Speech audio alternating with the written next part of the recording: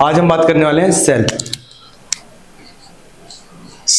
ठीक, सेल की अगर अपन बात करें तो जैसे कि अपन जानते हैं सेल क्या है, अपनी बॉडी की स्ट्रक्चरल और फंक्शनल यूनिट है। लिविंग बॉडी की स्ट्रक्चरल और फंक्शनल यूनिट है, संरचनात्मक और क्रियात्मक इकाई है। ये चीज तो अपन अच्छे जानते हैं, जिसमें अगर अपन देखें तो ये जो सेल है अपनी पूरी बॉडी है लगभग 100 ट्रिलियन सेल, क्या 100 ट्रिलियन सेल से मिलकर बनी हुई है। ठीक है, लगभग। अगर और अच्छे से अगर अपन देखें तो 100 ट्रिलियन सेल तो है, साथ में अगर अपन देखें तो जिसमें से 100 ट्रिलियन सेल में अगर देखें तो लगभग 25 ट्रिलियन सेल अपने को आरबीसी मिलेंगी और 75 ट्रिलियन सेल अपने को अदर सेल देखने मिलती है। अगर अपन देखें कि जो 100 ट्रिलियन की बात करें, अगर 1 ट्रिलियन देखें, क्या 1 ट्रिलियन, ठीक है, तो 1 ट्रिलियन बराबर 1,00,000 करोड़, क्या 1,00,000 करोड़। ठीक है, ये 1 ट्रिलियन की बात कर रहे पर 1 ट्रिलियन जो है वो कितने के बराबर है, 1,00,000 करोड़ के बराबर है। वहीं जो अगर अपनी सेल की संख्या देखें तो लगभग अपनी पूरी लिविंग बॉडी में 100 ट्रिलियन सेल मिलेंगी, जिसमें से आरबीसी जो है, रेड ब्लड सेल, क्या आरबीसी जो है वो लगभग अपने को कितनी मिलेंगी, 25 ट्रिलियन।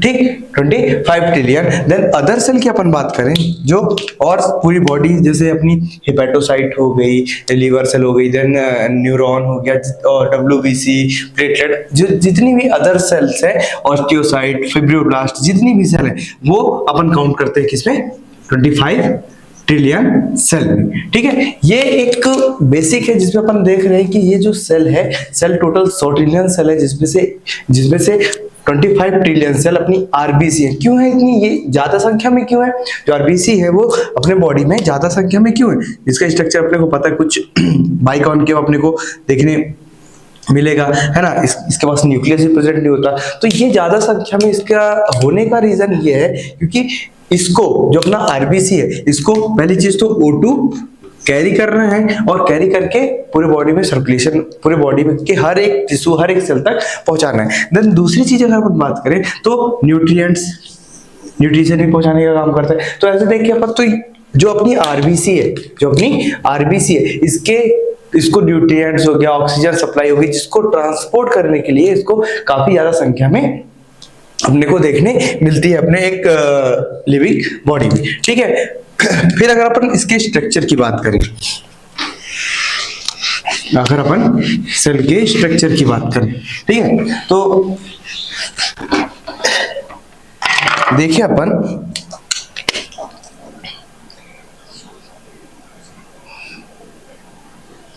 अपने को कुछ ऐसा स्ट्रक्चर देखने मिलेगा, ठीक है, जो कि किसका बना हुआ है, लिपिड का, क्योंकि किसका बना हुआ है, लिपिड का। ठीक है, इसको अपन बोलते हैं। अब इस पे अगर अपन देखें, दो स्ट्रक्चर अपने को दिख रहे हैं, एक तो अपने को हेड दिख रहा है और एक अपने को टेल दिख रहा है। एक अपने को हेड दिख रहा है और एक अपने को टेल दिख रहा है। ठीक, एक चीज और अगर अपन देखें, माना कि, ठीक है, मान लो एक नॉर्मल स्ट्रक्चर अभी यहाँ पे बना रहा, ठीक है, ये फिर अपन देखेंगे एक ये, ठीक है। तो ये एक अगर सेल है जिसमें से अब अपने को पता है यहां सेल के बाहर, अगर अपन सेल के बाहर की बात करें तो यहां भी फ्लूइड भरा हुआ है, हाँ, यहां पे भी फ्लूइड है। और यहां पे सेल के अंदर की अगर अपन बात करें तो सेल के अंदर भी फ्लूइड है ना। अब अगर जो सेल के बाहर का फ्लूइड है, वो इसको अपन क्या बोल रहे हैं, एक्स्ट्रा सेलुलर फ्लूइड बोल रहे हैं, और जो सेल के अंदर का फ्लूइड है अपन उसको इंट्रा सेलुलर फ्लूइड बोल रहे हैं। ठीक है, इसकी चर्चा मैं बाद में फिर और डिटेल में करूंगा कि extra cellular fluid and intra cellular fluid का फॉर्मेशन कैसे होता है, ये फ्लूइड अपने यहाँ सेल के बाहर में किस तरीके से प्रेजेंट होती है, क्योंकि एक सेल और दूसरे सेल के बीच भी अपने को दूसरा फ्लूइड भी मिलता है, एक एक्स्ट्रा सेलुलर फ्लूइड के साथ इंटरस्टिशियल फ्लूइड। ठीक है, तो इसकी चर्चा अपन बाद में करेंगे। अभी अपन सिर्फ अभी ये देख रहे हैं कि जो सेल है, ये जो सेल है, सेल के बाहर का जो फ्लूइड है अपन उसको बोल रहे हैं एक्स्ट्रा सेलुलर फ्लूइड, और जो सेल के अंदर का फ्लूइड है, जो सेल के अंदर है, बनी बात है अंदर है, तो इंट्रा सेलुलर फ्लूइड है ना, आईसीएफ और ईसीएफ के नाम से अपन इसको जानते हैं। ठीक है, अब देखें अपन, तो ये जो इसका बाहर का स्ट्रक्चर है, ये इसके हेड की अगर अपन बात करें, ये हेड, हाँ, तो ये हेड कहाँ है, इधर भी वाटर है, और इसका हेड भी कहाँ है, इधर भी वाटर है, इंटरसेलुलर फ्लूइड और एक्स्ट्रा सेलुलर फ्लूइड। इसको अपन बोलते हैं हाइड्रोफिलिक।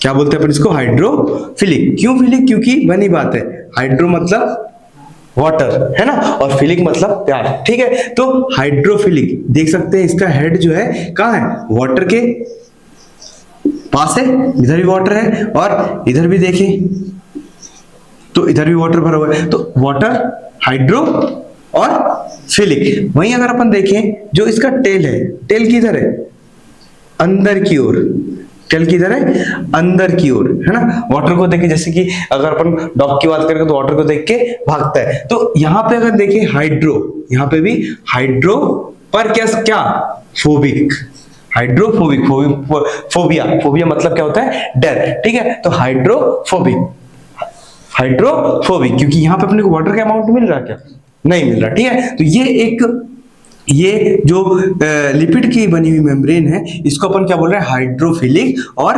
हाइड्रोफोबिक। ठीक है, देन जो यहाँ भरा हुआ अपन उसको बोल रहे हैं एक्स्ट्रा सेलुलर फ्लूइड और इंट्रासेलुलर फ्लूइड। हाइड्रोफिलिक क्यों, क्योंकि यहाँ भी वाटर का अमाउंट है, यहाँ भी वाटर का अमाउंट है, और उसका हेड दोनों कहाँ डूबे हुए हैं, वाटर में डूबे हुए हैं। और जो अपना हाइड्रोफोबिक है वो कहाँ है, वाटर के अपोज में है क्या, नहीं है, वो वाटर के अपोज में अपने को देखने नहीं मिलेगा। ठीक है, देन अब यहीं से अगर अपन देखें और फिर आगे और चर्चा करते हैं। ठीक है, यहां तक क्लियर।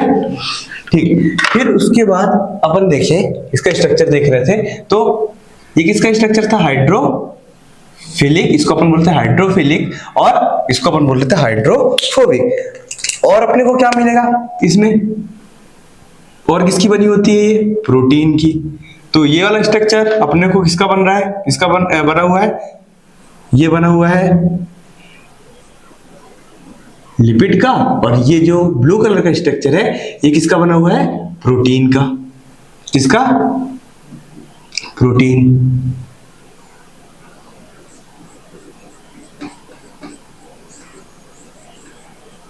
ठीक, ये क्या हो गया, प्रोटीन।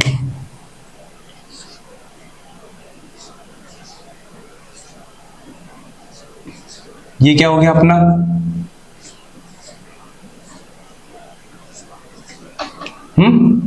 ये हो गया सेल मेम्ब्रेन। ये क्या है, किसका स्ट्रक्चर पढ़ रहे हैं अभी अपन, सेल मेम्ब्रेन। जो सेल की मेम्ब्रेन है जिसको अपन और किस नाम से जानते हैं, प्लाज्मा मेम्ब्रेन के भी नाम से जानते हैं, और किस नाम से जानते हैं, प्लाज्मा लिम्मा।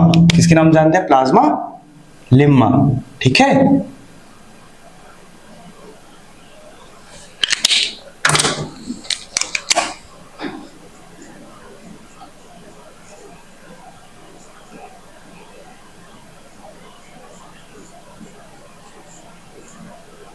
ठीक, ये जो अपने को दिख रहा है ये ब्लू कलर का, ये किसका बना हुआ है, ये प्रोटीन का बना हुआ स्ट्रक्चर है। ठीक है,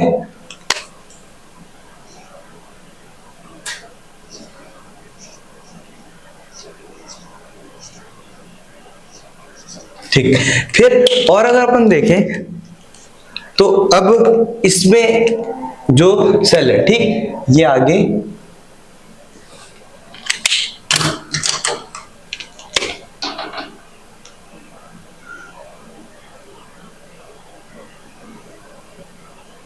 इसमें पड़े होते हैं क्या, माइक्रोविलाई। क्या होते हैं, माइक्रोविलाई। विलाई।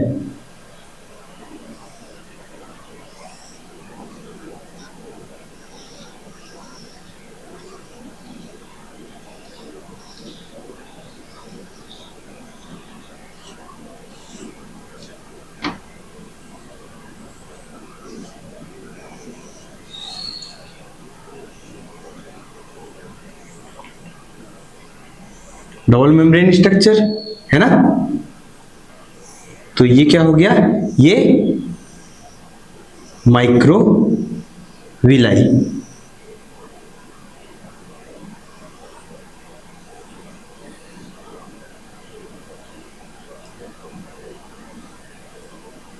ठीक है, पहली चीज तो ये दोनों स्ट्रक्चर एक ही है। अगर अपन नॉर्मल देखें तो ये हो गई एक सेल मान लिया, ठीक है, माना कि ये हो गई एक सेल। ठीक, अपन ने सेल को इलेक्ट्रॉन माइक्रोस्कोप में देखा, ठीक है, तो अपने को उसमें क्या मिले, कुछ माइक्रोविलाई प्रेजेंट मिले।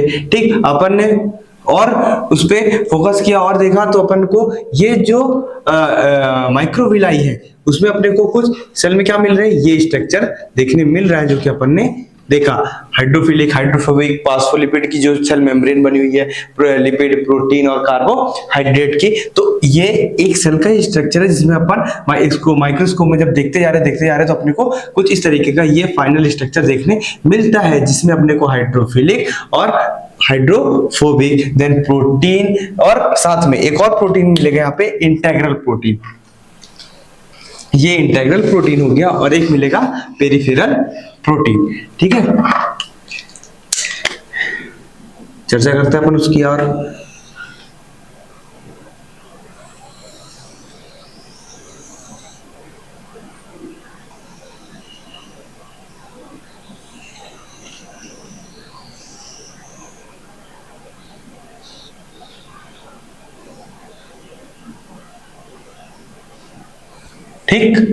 ठीक है, तो अपन ये क्या देखा अपन ने इस पे, सेल मेम्ब्रेन जो कि किसकी बनी हुई है, ये पूरा का पूरा स्ट्रक्चर किसका है, अभी ये एक सेल के अंदर अपन किसका स्ट्रक्चर देख रहे हैं, सेल मेम्ब्रेन का, जिसमें बाहर की ओर कौन सा फ्लूइड है सेल के बाहर की ओर, ECF।